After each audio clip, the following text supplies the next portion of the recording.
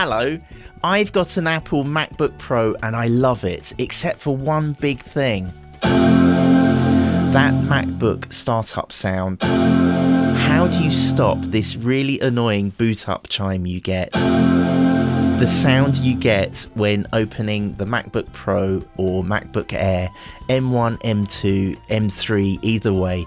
It's really frustrating. This thing goes off even if we have our headphones plugged in. Let's turn off this startup sound in settings right now. On your MacBook desktop, first click on the Apple logo in the top left-hand corner, then choose System Settings. That brings up this window which has all the settings for the MacBook.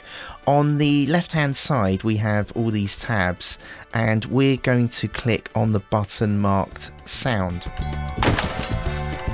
Here we can control all the settings for the MacBook's sound, including play sound on startup.